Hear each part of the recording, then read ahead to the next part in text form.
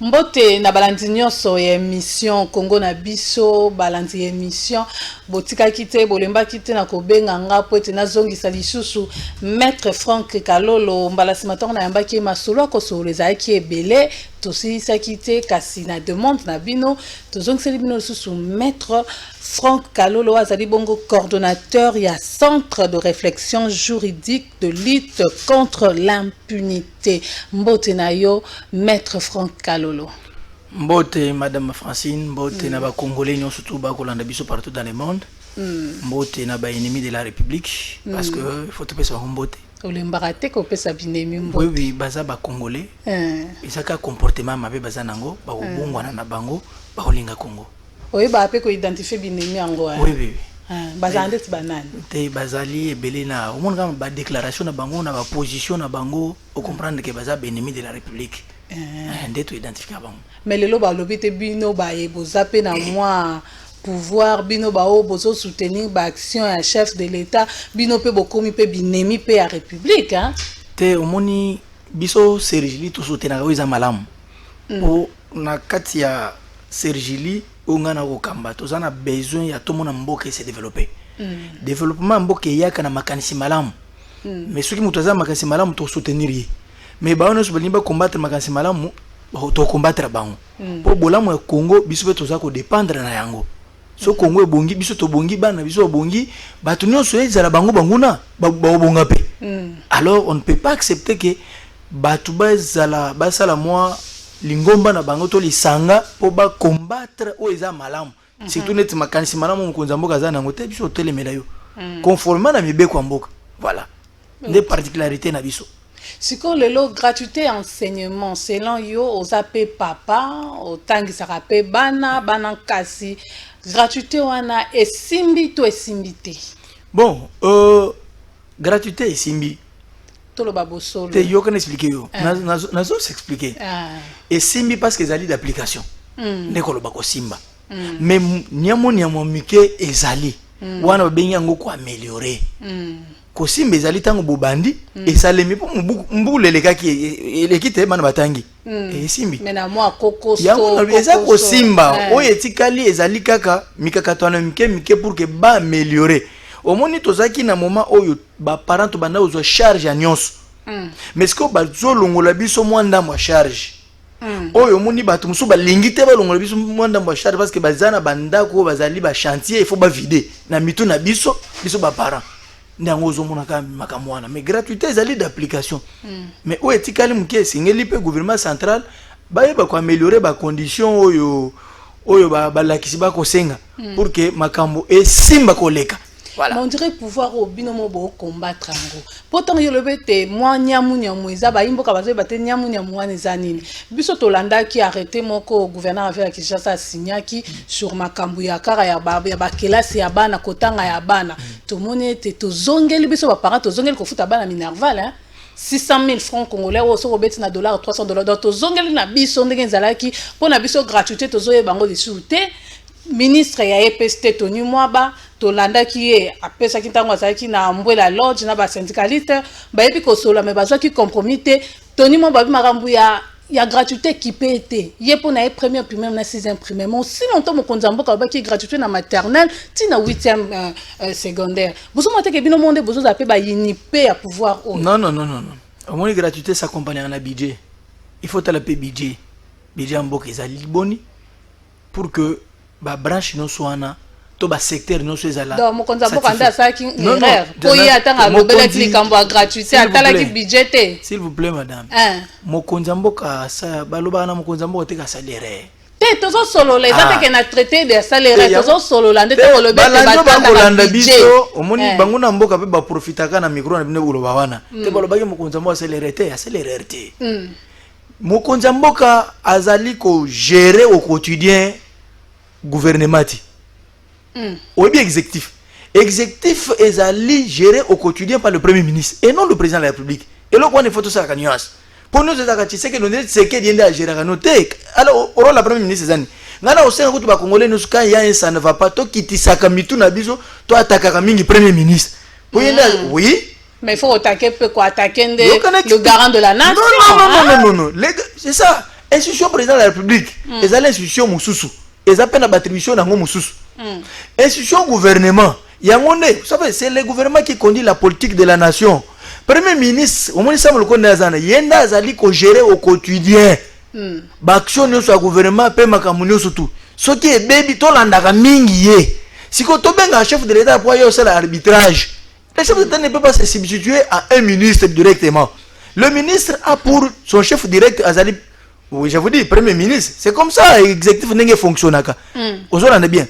Parce que y a azali garant bon fonctionnement de l'institution, voilà pourquoi Tobel et la Raye pour Atala, Makamouana. Boyokani, soteli langage ya Ngobila.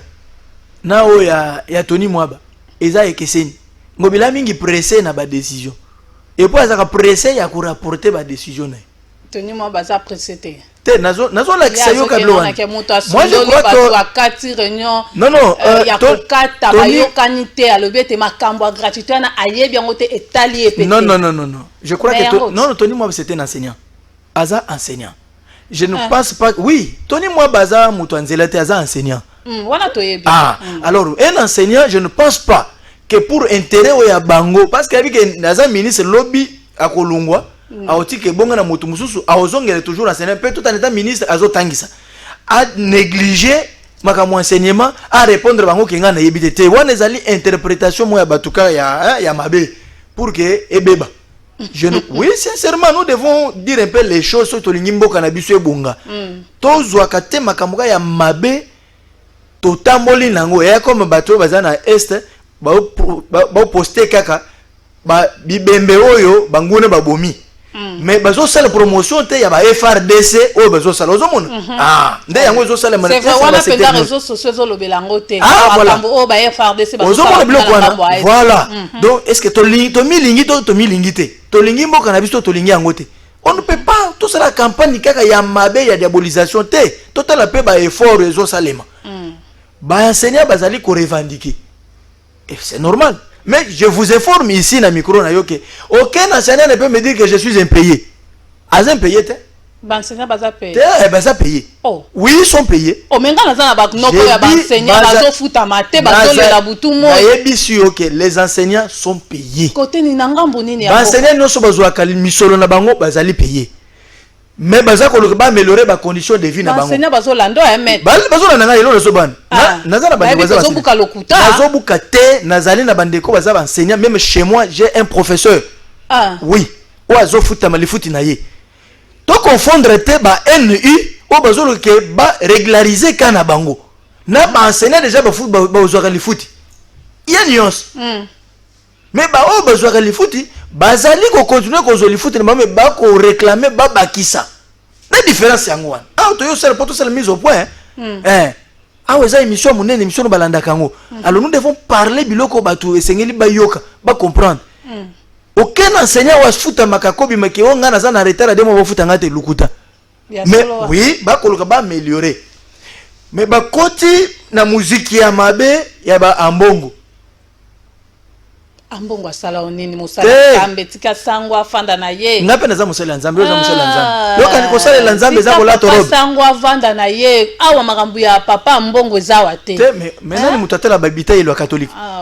Bino moko boso même sa gratuité na bino ye makambu nini na gratuité. Omoni batolet bambongo. Ambongo aye na moment moko akanisa ki ya osala ndenge mosengo asalaki. Abuzwaki balar batongi banini mais ya koma boye gratuité ye. Madame nous quoi tala ba avantage à bando luka ezo simba les sous-souté. Qu'est-ce qu'il faut faire? Na bando se rebeller. Na sara ba polémique. Na mi pesa boye. O ba enseignant nyonso. Ceux qui ont enseignant autant que ça en habité le catholique et sengeli yoza la mondimia catholique a commis ko violer na ba constitution. Ozo mon bloc wana eza biloko malamu te na mboka. Et c'est ça, ne ba tozo sala que gratuité enseignement et ça le malamu te. Le gouvernement et c'est à prendre en compte les revendications pour que améliorer les conditions de vie. Je crois que tikali un mois pour mboula ici. Au moni projet budgétaire au bas traité dans le parlement. Au mon a quitté membre de bureau. Membre de bureau mais un député national Jean-Marc Kaboun a tiki kuna kitinaye aye ko défendre. atelemeli opposition na mesila non c'est pour dire quoi eza molimo opposition te c'est parce que tango azaki na opposition on critiquait bao bazaki na kati wana pona makambo yango et il dit nous sommes maintenant au pouvoir je ne peux pas accepter makambo eleka Sama Lukonde n'a jamais été dans l'opposition aoleka na ye aye premier ministre aoleka soki lungu premier ministre akene poto azongi ne bakote baza mais non biso ne basala mbakati. Oui, mais Jean-Marc Kabunda est président, il y a parti présidentiel au pouvoir. Il y a Bunda dans l'opposition pour que améliorer les conditions de vie des Congolais. Est-ce que c'est ce qui a dit que mon essuie à Télémi? Allah qui sait que tala lo lenge to ça to se sacrifier to ko senga peuple se sacrifier biso pe to se sacrifier c'est salaire à député Katikati c'est à féliciter traîne de vie à institution kasi ba député on est-ce que ba ondima proposition à Jean-Marc Kabunda non c'est-à-dire quoi ata ba député ba ondima 100% to ba wolola ke kuna na kata ata wololi mais je crois que proposition les amalamu biso peuple to ko yiko accompagner pays lokwan et ça va se passer yo kanisi force l'équipe population ça Maloba loba ki wana e simi miteme ya peuple et si le peuple veut l'accompagner budget wana ye ko sale maka ndenga lobi ce qui peuple s'accompagner ka kotika na vision wana toki et d'ailleurs c'est ce que le chef d'état veut yo ka so ko améliorer ba condition chef de l'état aujourd'hui 20% et que déjà na makambo ba frère ya ba institution aujourd'hui na armée au 3% non omona tunaki ba mutu na malongo abi mais biso nyo soto za na bana na ko linga bana ne ba comme moi ne moko comme militaire vous savez pourquoi? Parce que le meilleur malongé zate mais sur le meilleur malongé zali ba militaire ba bana ba kota pe kuna to combattre munguna to aussi essayer c'est une bonne idée que nous pouvons soutenir mais ba to lo belangota ba to préférer ba banda ba loba ba posta kaka ba bomi ba to autant ba kati mitu maître Franck Kalo to miningita likamboka se aram to suki na ngonde nini Likamwaram mbobi katango te ya dictature kaka bokomema biso tina suka donc timanda na bino ko sila ka tokozala kana ra apparemment ozofunda ngai ka timanda na bino aussi londiringa na za ministre te oza ministre te mais ozosoutenir quand même tena soutenir ba institution mboka voilà vision mokonza mboka voilà ozosoutenir ba vision mokonza mboka to soutenir pe vision congolais nyonso awe na vision malamu pona développement mboka to soutenir d'accord siko likambo aram tokozana ngo kaka ti manda mokonza mboka ko sila baboko longoela biso ramo oyo te na chaki unité na nga balie pe ba pesinga merci ngana ko soutenir ram te ram yaki na ndenge ya mabe parce que ngana zo combattre impunité ram ezali mabeti mais mabe ya ram ezanini lo lenge ba saleli ba procéder eza yango te et sengela kina no ba aviser biso peuple ba ya même pemene biso ba structure gouvernement zangi misolotin ko pesa ba structure ba association pour que ba battre campagne ba yebisa batu ba bien fondé ya ram on allait le faire même bala moko obotolité eza malamuté je crois que c'est une question qui est pendante pour pas qu'on les arrière représenté par ba députés 500 personnes les députés nationaux la question est pendante je crois que ba réchauffer les sous ndeko kodia président nani Mbosso ba meka kota sous likamwana pour que ba arrêter hémorragie à ram pour na tche unité na nga pena za victime au moins que nga pena za victime et ba tche na kansa même chef de l'état et pe ramazo lia et moto ni soit za victime donc ba zui unité na ngai pe ba pesinga merci est-ce que mon merci on a ko sepela nango na ko sepela nango te donc makamwaram et aussi le nango je crois que le gouvernement essaie yokaki déjà ba okata ram pour que kimia ekote na makambo etali ram. Voilà, parlons maintenant d'un Chilengelu. Ouais. Et comme il a niveau nini?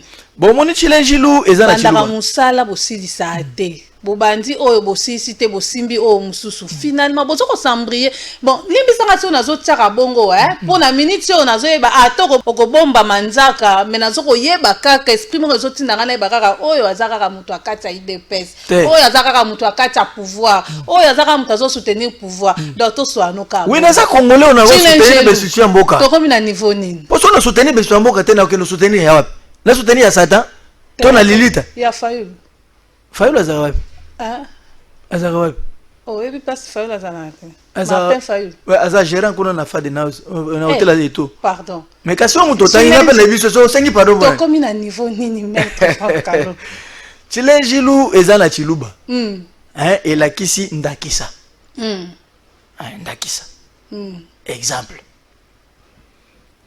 Si qu'on a lingi tozala bien tozala un peu précis chilenji lwango siko na secteur ni na ndenga Kinshasa na ba province to na wa awa bon awa ngobila za na part ya responsabilité obi to futa ba mpako eza po ba bongisa ville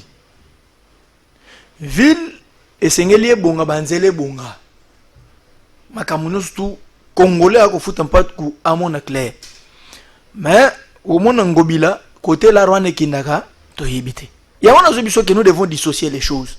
Ce n'est pas le président de la République qui a géré ville à Kinshasa. Responsable de ville à Kinshasa ezali ngobila. Ngobila azali na azo dépendre na ministre de tutelle na ya ministre de l'intérieur de Kwaselu. On se comprend. Ndenge mboke kamba makana ba institution dans un état oyo état de droit, état démocratique et sengeli to sala ka part des choses to orientaka responsabilité na mukolo nango. Voilà. Donc ngobila est pour beaucoup pour la ville à Kinshasa. Ba fou le paille. D'accord, le gouverneur a fait la Kinshasa musala mabe. Au moins na kapela. Kende na Kimwenza. Kimwenza wana pembeni ya maître Toro. Soki olungwe wana okay liboso kuna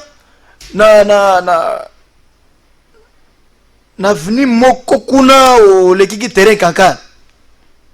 Batimboli mama depuis batimola basanza soki misato soki mine yango avant kutu elanga mbuleban baya kosala misala te nzele comme impossible impraticable responsabilité nani ngobila embouteillage pas ibiloko no surtout ngobila omoni si ça ne dépendait que bon avis na comme na projet Chilengelu responsabilité na ngobila te bona ville Kinshasa bona ville Kinshasa muto azo baby sango ngobila ah bon mais si comme makambo ye moko kaka Chantini Ngobila gouverneur a ville à Kinshasa na pesi mbote sika azali to ye lisusu na projet Kinshasa zéro trou te obi batona donc lobete yende ka mutazo bebi saka ka ville à Kinshasa le ba na zéro trou to bongisa quand même Kinshasa Ngobila za kabiliste bazali ba expert na ba solgan o kasime ba travailler na yo kana expliquer mais esprit eza na problème te mutu ezali ko lungwa bisiko za okena ino secrète mutu ezali mabanzu kati na yo mulimu na yo mais so boyeba ke ya sa kabiliste ye musala mabe pourquoi kasiyende batiake gouverneur non je vais vous dire une chose non c'est que ozo bosana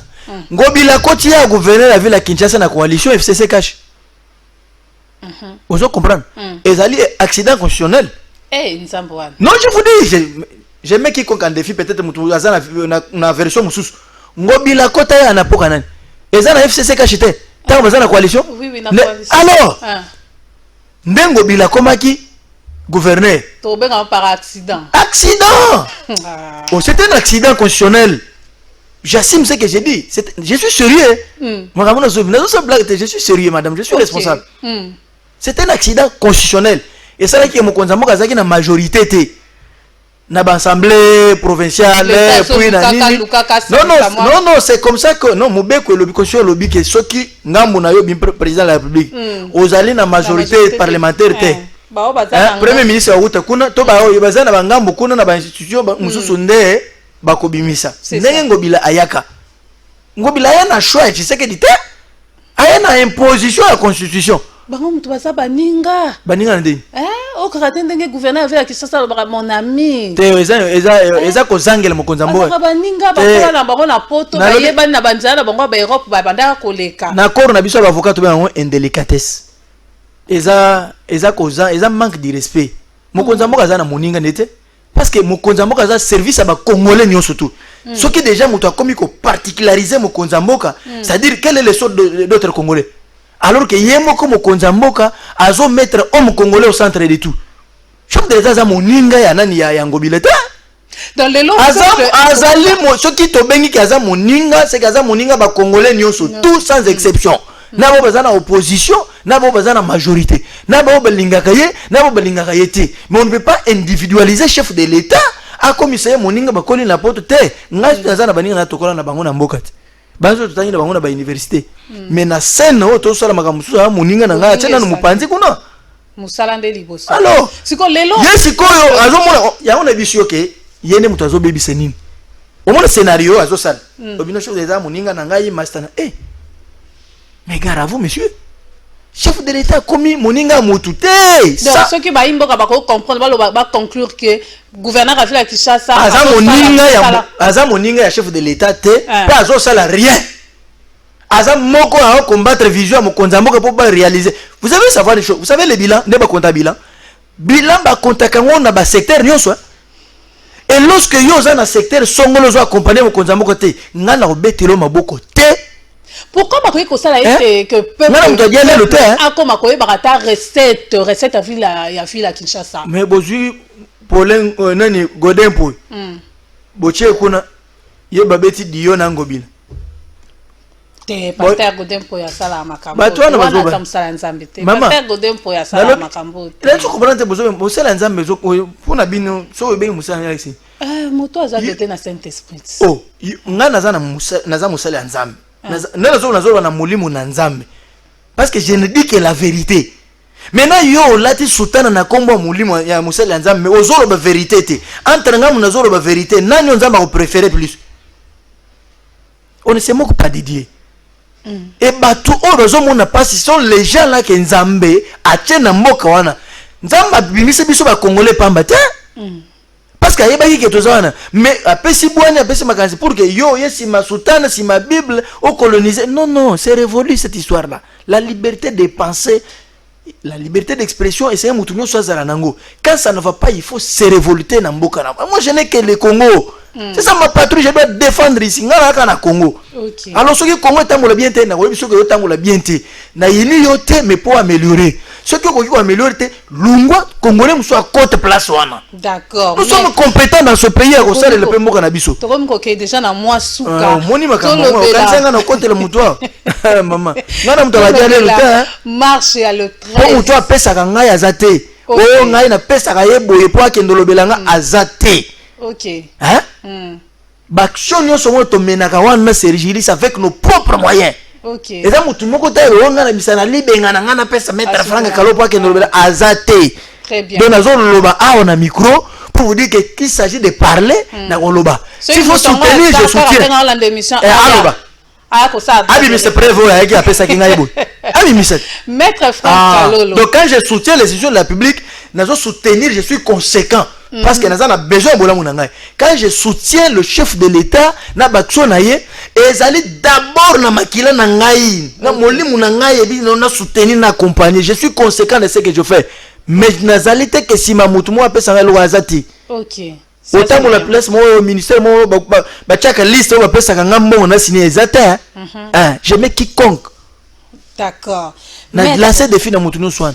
Ba kanisa ke ba pesa nga misopo na sala boye na lobi bo kanisa na bino pamba. Na sala ka parce que naza congolais il faut na défendre mboka na ngai pena soutenir besusa mboka na ngai. Je na dans l'esprit ya na mona mboka na nga ko kweya.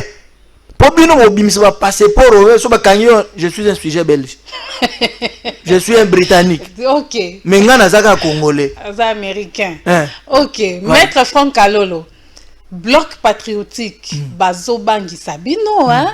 Les sanga wano monete ba catholique peut perdre ba gérer biso pendant ba dirigeant pendant 18 ans ba yebi ba tactique nyonso ba trou bango ba yebi lelo ba sangani ezo sa bino mwa ko banga te et puis marche na bango ya le 13 bino bo analyse ngo comment balobi ba ko baisser maboko te pona likambo etali seni kino mokolo deni kadima kolongwa nde bango bazwi kimia omoni mama po bangisa mutu esengeli ozala na eloko oyo bangisaka bato wana c'est une association de vétérans bachibala bamwilania tika bato basali marche mais tika nazotanga bakomo na bango te est-ce que omoni na bangi alors yo ozobanga mpona te nalobi kaka basala marche te na expliquer one marche yango bango basalaki te batamboli mpenza distance basalaki te kobungisa makanisi na nga te association de vétérans de Chibala bamwilania bashadari baminako balumana eza association ya bafatigué ya badessus soki soni ebomaka na mboka bato wana bakotambola te omoni na vie mbula moke ezaka lipamboli mbula ebele eza sanction ya nature. Ils étaient sanctionnés lamentablement par Dieu et par la nature. Vous savez, Batouane. Donc, pas moi, ça, la leçon, on peut se congolais. Bah, qui ne va pas invité. quand vous voyez communiquer wana biso zaka mingi ya otanga biloko wana ngana tanga biloko wana mito communiquer en tête ba commis Mila Pro et il y a que deux branches nde ba signé confession oyo 5 na SCC nde ba signé bango za ba simples invités. Mais vous faites très attention lorsqu'on vous invite sans que vous prendre part au objectif à l'Kambozo Sal. C'est dangereux. Babi melina no babi batwan. Place na bango ça va bazonga na bamboko babota maki ba kenuvanda kuna. Comme baba opposant, on a le droit. Bana ba opposant. Hein? Et puis ça Shadari Nemi a bien ba transpira. Pour côté na opposition, il faut il y a des notions élémentaires à opposition. Ou apprendre koki mbango. Ouais baba tinel ouais baba bisika baba hôtel opposition tango ondo ete tsika ba no sala ba no ki bilenge yo kana expliquer yo bosa ki bilenge mais to samba kola bako ne banuna biso to timba ba no sala opposition ki mubanga biso timba bako na opposition ki mubange eza loi nature donc ba ça tout le monde bakolo batena mboka oyo bato na tangeli wana. On se comprend. Mais Shadarabi, totamoli, poto ebise ba incompétent. Les premiers des incompétents politiques, c'est Shadar. Shadar n'a pas su gérer mes frères et sœurs na Kassa centrale. Tu sais combien de membres de ma famille que moi j'ai perdu na guerre à Kamona Sab. Shadar Azakinan, ministre de l'Intérieur. Lorsque vous êtes incapable de sécuriser, moi j'ai été victime, j'ai perdu ma famille là-bas. C'est les premiers des incompétents politiques Shadar, comme ministre de l'Intérieur. Et j'assume, n'a pas sérieux, n'a pas non seul blague tena sérieux parce que ça va point mon konga na zana bilembo amabe. J'ai perdu les miens. Il y a un ministre de l'Intérieur, il n'a pas su nous sécuriser. Les lois ils sont tous incompétents. Pour mais ça na ko finga. Pas azo kola na ko finga. C'est qui est dangereux. Batunet ba nemi mulani wana. Ba parmi on va 15 personnes comme la ba zana ba to malonga 15 personnes. Nemi mulani za parmi. Mais Kabila ça toujours na lobby ça Kabila boaka bango toujours na bango Kabila yo bakela suki ngakati bako mosuka kaka na banda ko soma o bakenda kana bango ko sala ni ko visiter peut-être na ba parc za kuna Kabila ya bango po bebis bango ni bebis ni baba tu ba décevoir rien nyos parmi les 15 personnes ba que Kabila a ouvert malamu te nemi munani pas ali pour epona ni azala directeur de cabinet et c'est que autorité morale a dit. C'est lui qui faisait tout. Bon, Kabila pe asa surpris à remonter te banemi ba Shadari ba keko sangana na la muka ba bimsa le bloc patriotique. Kabila te surpris te. Ayebi ba déjà que asa suna bangote. Pour preuve, Shadari azaka candidat président. Somba champagne déjà za na avenue des Orangers. Na mona da bache bani bache bachakani déjà podium pour ayebi ma président de la République. Ah bon? Même naïr tant que je me suis fini, ne risque. C'est une ça hôtel, hôtel bon. Il y a même échec à mon on était récite. Ah, bien c'est fini, c'est fini. En tout cas, il pas un problème. Avant de ce qui démon mon bimboka loba, perfusion politique. Donc tout le monde va confondre mbangati. Tant que kende on marche organisé par confesseur religieux ba comédien mususu bande kwana. On est dans secrétariat technique. On va réceptionner ma candidature. Pourquoi ils n'ont pas su éliminer Kadima? Simplement parce que Kadima a Moulouba. Maman, et l'eau connaît n'a pas si. Qui Moulouba peut me mêler problème. Hein? Moulouba n'a beaucoup commis le coup la Ngambo Mimi. Et l'eau moi je vais combattre ça le tribalisme. Tu n'as dernière énergie. N'a combattre bateau baza tribal. Même s'il faut vous combattre physiquement, comme ça, vous soit en face, vous combattre. Alors, l'absence, il y a Adolphe Mouzitou, Naya Fayoulou, na marche wana. Bino bomone ondeni. Sabotage, balembi kotambola. Non. Ça, bayokana quitté. Problème, ils sont déjà ensemble depuis quand? Maintenant, ils ont compris que le peuple a sous na bangote. Quand tu vas t'associer à un bateau, ils ont un bilan zéro. Yo combien? Il y a comme yo que moi na moi suis na tozo ngaka na nzela ba biso que moi na moi suis na zana sida yo bimaka na yi okenaka pembeni na yi même bani no bokima yoti mukoloka obandaka kosuko biloko bimio na nzoto bakaseza yango bakimio nde bango webi ke bato akabila bazana bila mokoti ata mukete bakobisa yo mabota nyos ponga na zo bonga na za victime omone bolo bakorosi mukendi kapangala ngape nazo biso ya ngai pe bakufa ouais famille famille na ngai pe ngape na contente to sis na biso émission TV Zangonga likambo courant na mai na régime Kabila to vivaka bien na courant bien na mai te to taka na mai na courant maître Franck wana pe to lo babo solo mai zalaka bien courant zalaka bien mais na régime oyo ya Félix Tshisekedi courant comme miracle mai comme miracle soko moni courant moni mai comme sinza mai bazo bongisa oui DG banda ba bisaka biso na biso DG yoka DG mubia yoano zumona wana moi ouais azamutu bazo bongisa ba il y a des efforts ouais baza ko fournir ma casse on na décembre au monde que ba ko améliorer ba secteur wana ya mai on se comprendre ba ko améliorer secteur ya mai ma mbosalema malam et même ma courant ba ko sala pe yango mais au monde non ils sala ma gouvernement sala makamwana mais DG neto ya nini ya sinelwana il faut alongwa azo sala mabe makasi na ba directeur provincial ya Kin Est il faut balongwa baza batumo bazo combattre vision à chef de l'état bakolo bakina kaneli bangote na kaneli bangote moi je lutte contre l'impunité na biso ce qui est bien j'adhère je soutiens ce qui est mal je dénonce pour que makambo ebonga kosunga mokonza mboka ezape ko dénoncer mabe pour que batwana balongo to remplacer bangote mais ba améliorer ce qui peut balongo to remplacer bango baza pe bakongo boto pe na mafote wana te mama alors mutako bisa na tingami na isika wana azate nenga bakotaki nenga bakobima nenga pe biso to kokota nenga pe biso obima yo pe okokota place wana so nga pe na kote za mabete kongo mboka na ngai na pe compétent na mboka oyo makambo pe na sala kango muta conteste nga azati d'accord voilà merci beaucoup maître Franck Kalol na ndengo répondre ki na invitation merci madame mais na sengi na ba congolais nyos ndenga tozo sala propagande ya bibembo ezota na est la ba réseaux sociaux to sala pe propagande wana ya ba FRDC be fort ba ko sala voilà bisika pa bazo boma pe benemi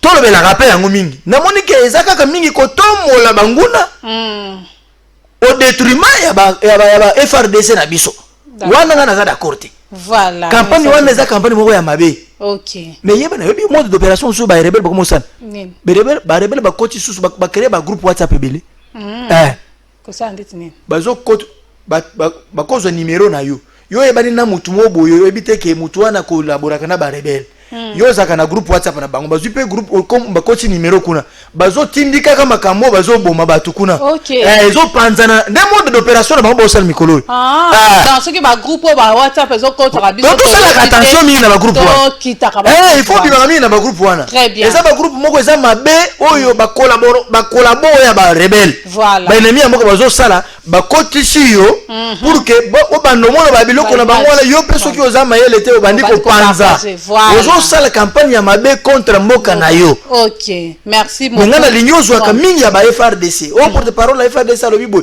To zwa to panzi pe pour que et pesa ka biso nini wana information malamu na population. Très bien, merci maître Franck Kalolo to rappel na ba imboka aza coordonnateur ya centre de réflexion juridique de lutte contre l'impunité. Ngala bino tokutani miko ezali ko ya samedi 9h juste bolanda rediffusion et émission pe na chaîne YouTube Komputu TV botka malamu.